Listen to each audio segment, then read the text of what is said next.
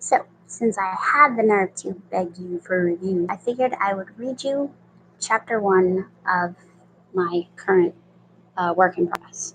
So, here we go. You ready for this? All right. Chapter one. There was a darkness inside me. It was wrapped around my heart, my lungs, my very soul. I was starting to wonder if it would ever leave me. It had been a long time since depression had been so much a part of me. It had been even longer since I had felt so alone and afraid. No, I had to snap out of it. I was not alone. I had a team, diminished as it was. We were working on finding the guys. The problem was, there had been no headway at all. It had been 17 days, and there was nothing.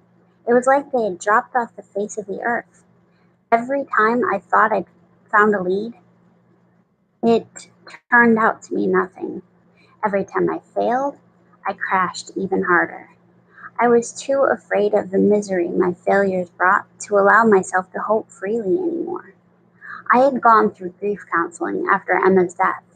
I knew that after I hit acceptance, things would even out, but I refused to accept the idea that I might have lost three of the most important people in my life. I grimaced as the agent in front of me stopped for at least the 10th time. She carried a box of files with other files stacked on top. Those papers had slipped to the side yet again. If I was feeling more patient, I might have offered to help. I wasn't, though. Patience had diminished as soon as hope had. Anxiety, bordering on rage, was my new standard setting recently. The FBI office was full of people, but I ignored them all. They ignored me as well. If the woman in front of me would get out of my way, I would be able to get away from them all faster. After what felt like hours, I was able to pass the woman. I didn't look at her or even acknowledge her existence. All I did was hit the button to call the elevator. When I had taken the job as a consultant for the Arcane unit, it had seemed like an easy way to get the chief of police and his psychotic son off my back. It turned out that working for them was a bit like going back to high school. I was the 18-year-old genius girl that everybody either wanted to pat on the head or simply make fun of. Yes, I was younger than them. Yes, I was good with all things electronic. Yes, I did have a criminal record. But so what? I had hacked into a few places as a kid, but they'd never been able to prove it. Most of the time, I'd been brought in for questioning because they knew no one else had my level of skill. So, being the new kid in the office, plus my now selling disposition, that had not made for that had not made me popular in my new workplace. Sims was the only one who was still willing to put up with me, and that was mostly because I didn't really talk to him. I'd stopped talking to everybody. I got into the elevator when the doors slid open, hitting the button for the lobby. Several people got in at the same time, but all of us pretended I wasn't there. That was my new life. I kept my eyes fixed on my phone as the elevator descended, searching, always searching. There had to be something that would let me find the guys. The doors opened, and I stepped out with everybody else, my head still down. What had I missed? I had never in my life failed to find what I was looking for. Madison, somebody yelled as I stepped out into the lobby. I glanced around, a little startled to see Daw standing by the security station, waving at me like an idiot. What was he doing there, and why was he so excited? It wasn't like we'd had anything nice to say to each other in the last couple of weeks. I turned toward him, my eyes scanning the area. Despite the fact I knew it wasn't possible, I still looked for Ian. Not seeing him waving at me from across the lobby was another fist straight to the heart. Why had I let my why had I let hope build inside me again? It was tearing me apart. I kept trying to push it back, although it rose up at the oddest moments. I had to hope, even if it killed me, and it just might. Yes, my boyfriend had been missing for almost 3 weeks. Yes, my boss and one of my best friends was missing too. Yes, my sister was AWOL. We were doing all we could though. I had to focus on that. Dahl gave me a one-armed hug when I got to him, his expression far lighter than it had been when I'd seen him a couple of days before. "When is the last time you slept?" he asked by way of greeting. I pulled away from him, not bothering to answer. Sleep had eluded me for a while, but I didn't want to lecture. All I wanted was to go back to Erkin's office and forget the FBI even existed. Maybe one of my searches in facial recognition had brought something up. Maybe there would be anything to get my hooks into. I raised my brows in surprise as I saw Dawson stepping around someone he'd apparently been talking to. Our weird little family bond type thing had been a comfort at first. Then it had switched to an annoyance. Those two were Quinn's brothers, not mine. They had no say in my life. They had no right to advise me about anything at all. If they started lecturing me on taking care of myself again, I was going to hurt somebody.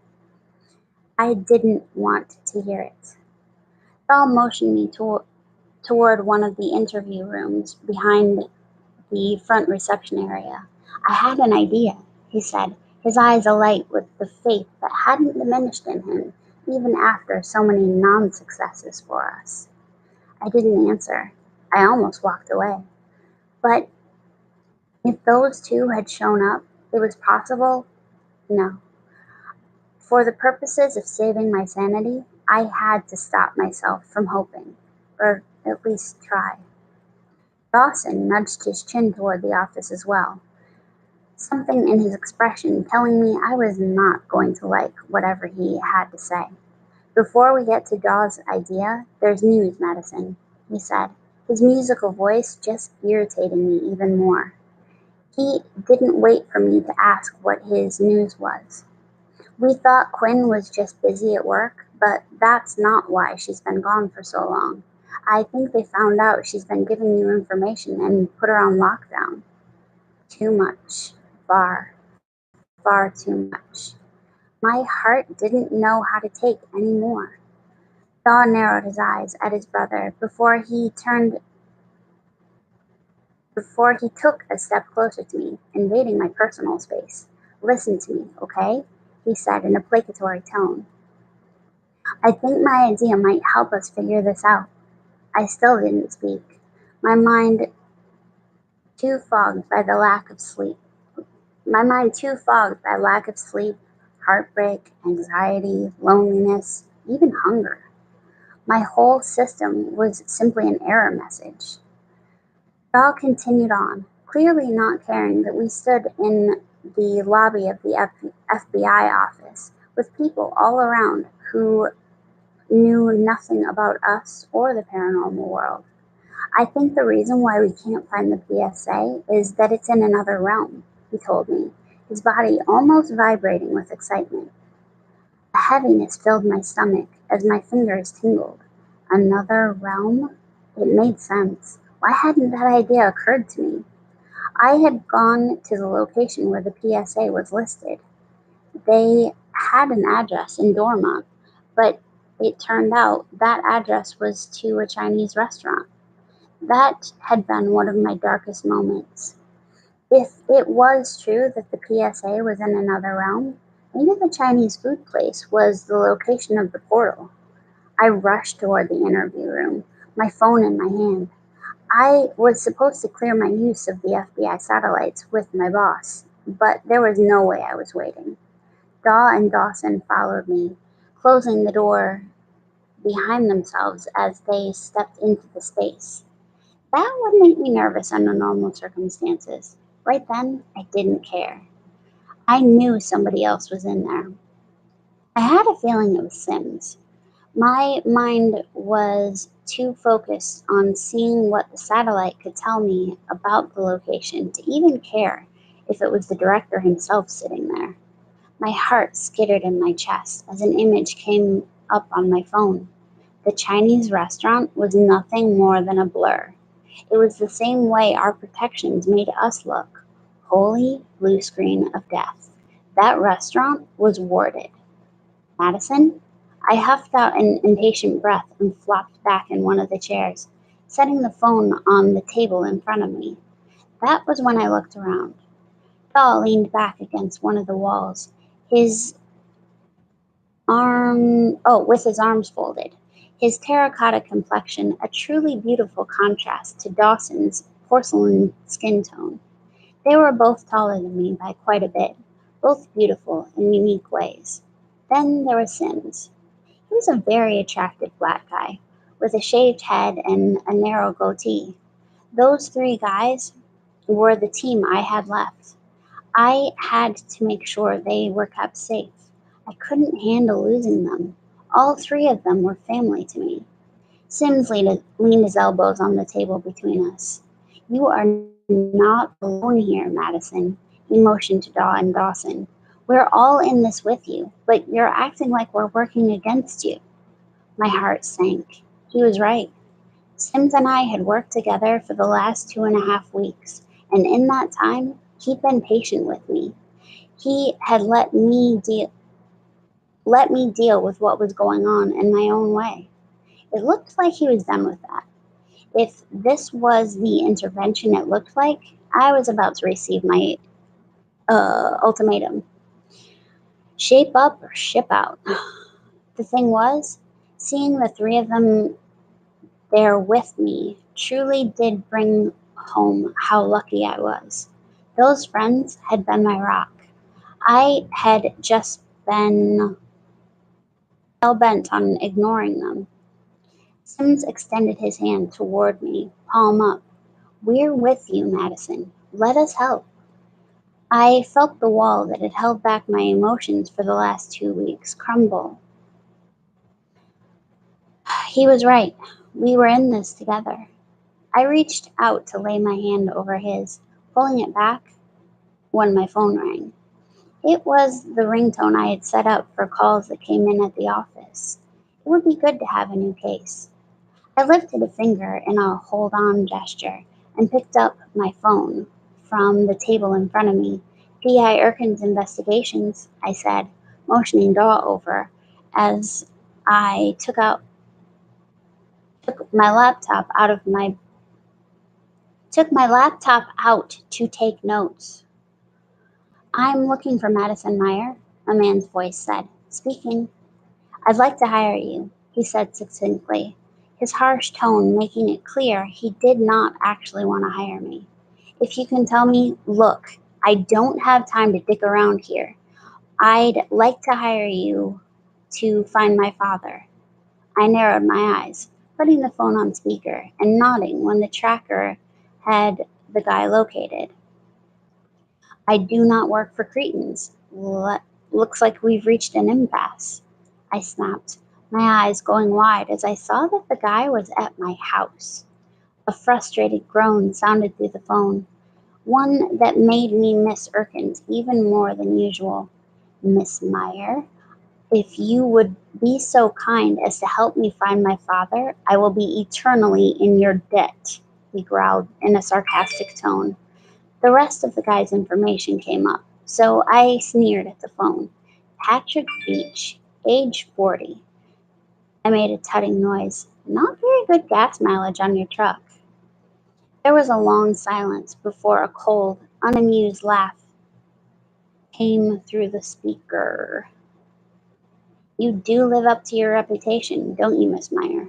I do my best. The guy paused again. I need your help. It's dangerous for me to come to you, but I'm willing to take that chance because it's important to me. My stomach fluttered. It was illegal for me to work cases since Erkins was gone. Right then, I didn't care. I was missing people I loved too. No way would I let that guy suffer, even though he was a serious error code. I sat back in my seat, staring at the laptop screen. "Why are you calling me?" I asked, feeling sure something was going on. The guy huffed. "You're a paranormal investigator, right?" "Technically, no. I do work for a paranormal investigator, though. I'd like to know what you want." "You should have asked me that then." I closed my eyes and counted to three. What was this guy's problem? "Why do you need a paranormal investigator?" I asked in as calm a tone as I could manage. And he spoke the words that changed everything. "Because my father is death." So that is chapter one of my work in progress. And